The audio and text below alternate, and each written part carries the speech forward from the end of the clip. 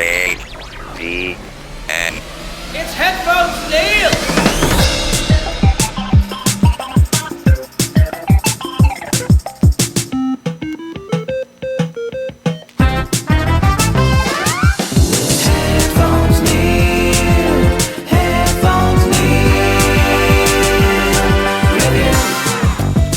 What's up, guys, and welcome back to HeadphonesNeil Reviews. I'm your host, as always, HeadphonesNeil, bringing you my latest set of reviews and updates and all of that good stuff. So this week's episode is going to be a bit of the usual reviews as the past couple of weeks. I am going to round it out with a couple of quick trailer reviews and an update with one of the weekly reviews that I've been doing. So, with that being said, let's jump right into it. So, starting off with Battlestar Galactica, I'm still in the midst of the second season, but I wanted to talk about probably some of the best episodes of sci-fi that I have seen in some time. And granted, the show is from 2004, so it's not technically a new show, but I am like 99.9% sure I never saw these episodes. But it was such an intriguing story arc that I burned through them really, really fast, and I actually ended up rewatching a couple of the two-part episodes. So in season 2, we have a 4-part story arc that starts off with Flight of the, and I say 4-part as in I'm making it a 4-part arc. It's not. I don't think it's an actual arc, but it's a pretty continuous continuation of stories. So with that being said, starting with Flight of the Phoenix, it deals with the crew dealing with the stress and tensions and all of that stuff that is just basically been building up since they left Caprica.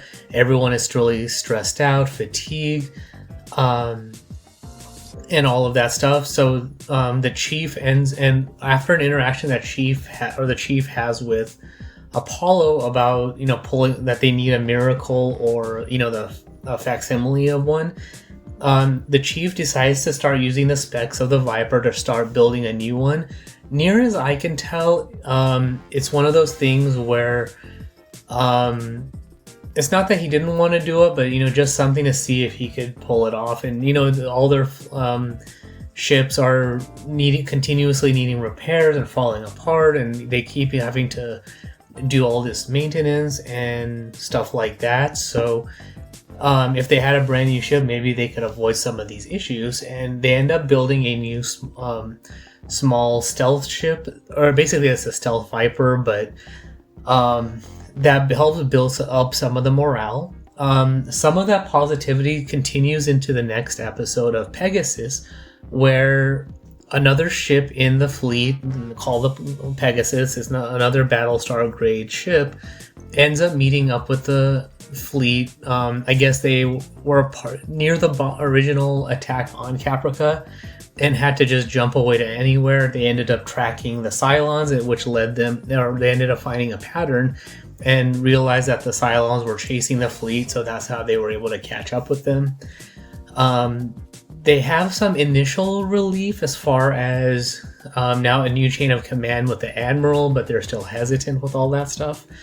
But by teaming up with them, now they have another Battlestar, so another military ship that can help in the fight, but not everything is as it seems, because as it turns out, the Admiral's been doing certain things that are not necessarily considered humane. But by the time they get through the episodes for Resurrection Ship Part 1 and 2, they understand that she did what she had to do under the circumstances. They can't say that they would have done anything different.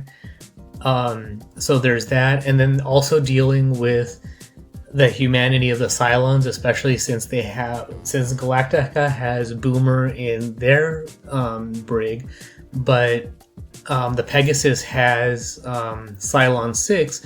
And I'm going to say, they had implied rape of the Cylon 6, but at the very minimum, they were, torturing her, beating her, all of that sort of stuff to get information. So definitely not any sort of humane treatment of a prisoner either. And they drew a very distinct line of she's a Cylon and she doesn't have humanity, but then on the flip side, as far as some of the personnel on the Galactica, no, it's a fine line. Like, how can you not, like, at what point do you want to consider, does that line become a blurred gray area between humanity and a Cylon? So they dealt with a little bit of that, but that's kind of what the underlying theme of Resurrection Ship was, along with Starbuck doing the reconnaissance of the ship to get the data so that they could plan their attack, and then culminating at the end of the episode with Adama telling Starbuck not to kill the Admiral, and the Admiral telling her XO not to kill Adama, but then the Admiral ultimately getting killed by the duplicate of Cylon 6 because Baltar let her go. So aside from that, all these episodes, and it's a continuation of also dealing with the ultimate revelation that Baltar has been playing into the hands of the Cylon. He's kind of been going crazy and all of that stuff. So we'll see how all of that plays out. But overall, the 4 episodes were very well done. I burned through them super quick. I basically didn't want to stop watching any of it because it was that intriguing of a story arc.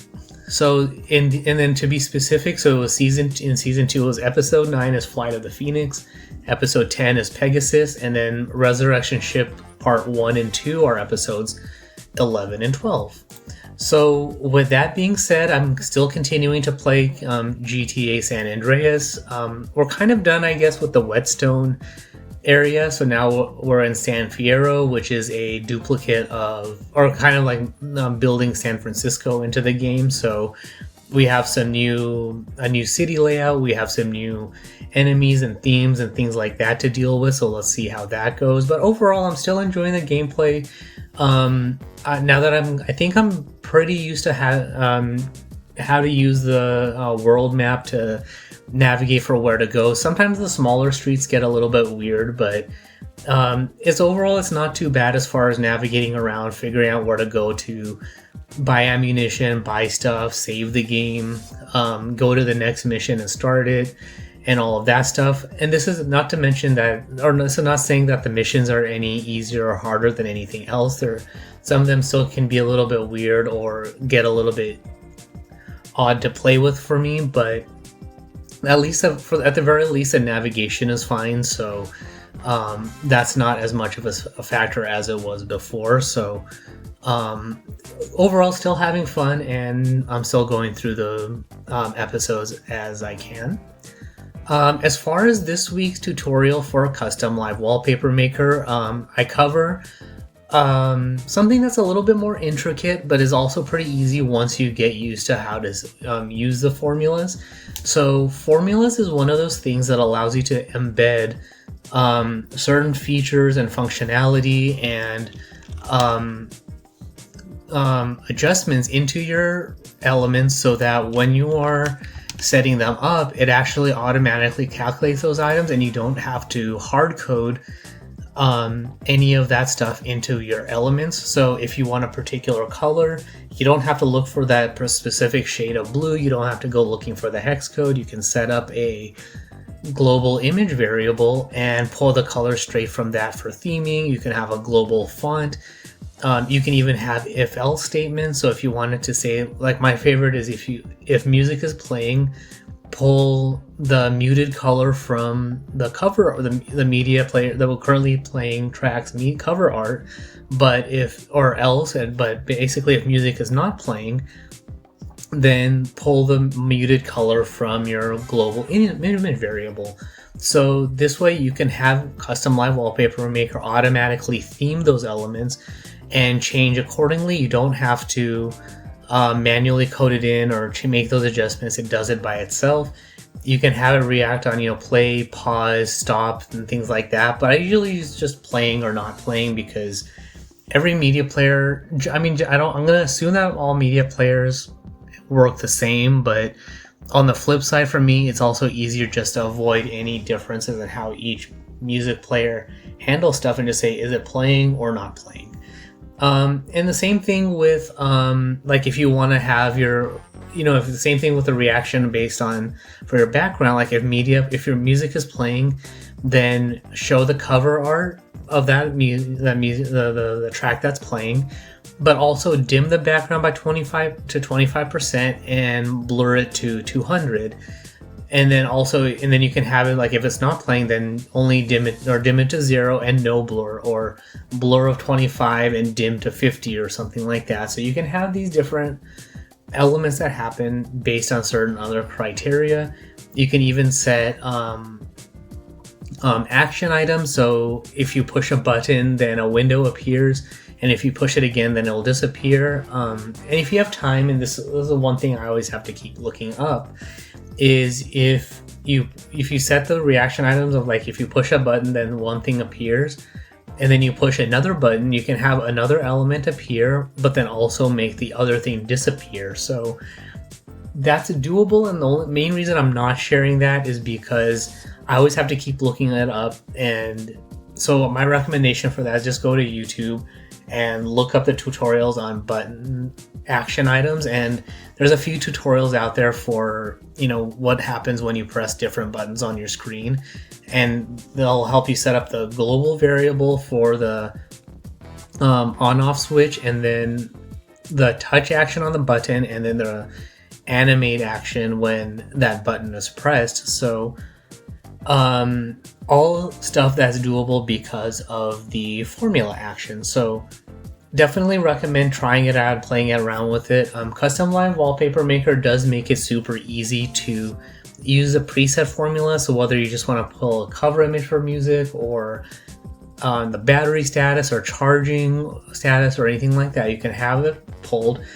But you can also set the reaction items, like even if you want to say like if your phone is charging, then set the background color to red, or let's say orange. But if it's not on battery, then make it green. Or you can have text do the same thing, like if your phone is charging, then say charging, but if it's not charging, then say battery or something like that. Like you can do that. And even like react, like your progress bars, if you wanted to react based on if your music is playing, then have the music progress, but if it's not playing, then show your battery progress or something like that. So all sorts of different options are opened up by using formulas. So definitely try playing around with it and setting it up and using that, because when you get into that sort of stuff with KLWP, it opens up a lot of different options for you when you're setting up your home screen. So that's all there is for that. So as far as the trailer reviews for this week, a new trailer for the Fantastic Four First Steps was released. So it looks like it's taking place like in the 60s and 70s. It has that very retro Jetsons look to it. So it does look like they're gonna probably pay homage maybe to some of the original comics, but also tie it into the current timeline of the MCU, possibly related to the multiverse, because we do have an overview shot of I think Galactus, or whoever the guy with the prong for a head is in the MCU. So it looks like they might be bringing the Fantastic Four into the MCU via this movie. So it does look very interesting. It's going to star Pedro Pascal and Sydney Sweeney. So there's that. I want to say the thing is, or whatever the Rock guy, I always keep forgetting his name, but I can't wait to see how they implement him in the story, and how it goes with that. And also, I was kind of hoping that for the storm, or whoever the fire guy was, I was kind of hoping that they would have had Chris Evans in that role, just to bring it, because he's not, now that he doesn't have to be Captain America anymore, technically, they can put him back into that role. So we'll see if maybe they do pay some sort of homage for him in that, like they did in Deadpool and Wolverine. So with that being said, and also I have one more trailer review was for Jurassic World Rebirth. I'm putting it out there, or I put it on the list just because I'm curious to see what thing they do with that, but it looks like it's going to be maybe one of the water dinosaurs. But it's kind of curious. I'm kind of curious to see what they're going to do with the franchise moving forward. But it does look like they're kind of taking the Godzilla and Kong route of movies that keep introducing newer and newer dinosaurs in different places and have the existing dinosaurs and people deal with them. So I'm not saying that they're the best films, but I'm also kind of I'm kind of curious to see what they do with this particular film with a mostly different cast, I guess. And sorry, not Sydney Sweeney, but Vanessa Kirby's in the film.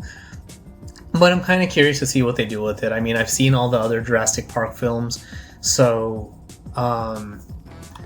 and for it's Vanessa Kirby in Fantastic Four, but for Jurassic Park, we have Scarlett Johansson in it, so I guess we'll kind of see what they decide to do with it, and how different it is from all the other films, or if it's a progression or anything like that. But I'm kind of on the fence as to what they're going to do with it to begin with, but we shall see how it goes. So with that is actually all for this particular episode. So if you have any questions, comments, feedback, or anything like that, all the links to the social media sites I'm on are on the website at HeadphonesNeil.reviews. Gameplay videos go up on the YouTube channel at youtube.com/KatelN01. And as far as the update for the next couple of weeks for the custom live wallpaper tutorials, I'm going to split up the culmination of the reviews that I've done so far to actually building some elements that combines all of the things that I've taught so far. So these basics that I've taught are good for individual elements, but this is going to be more of how can we combine them into something that's very useful. So at the moment, I'm going to split it off into two parts. One part is going to be a media player widget, and the other one is going to be a weather widget. I haven't decided which one I'm going to do first or second. I was thinking of probably doing the weather widget first because that's the slightly easier one, and then doing the media player one after that just because it incorporates, the way I do it, it incorporates a few more items and elements. So, and it's mostly the same elements, just more of it in one little section. So that's the current plan, but if it works out to do the media player first, I'll do that. I haven't decided on that, but I'm going to split those reviews off into two, so it's not one super long review on both and then confuse everybody. Just split it off into two so they're their own unique reviews and setup. But that is all for this particular episode. Thanks for tuning in, subscribing, being a supporter of the show, and all of that good stuff. And until next time.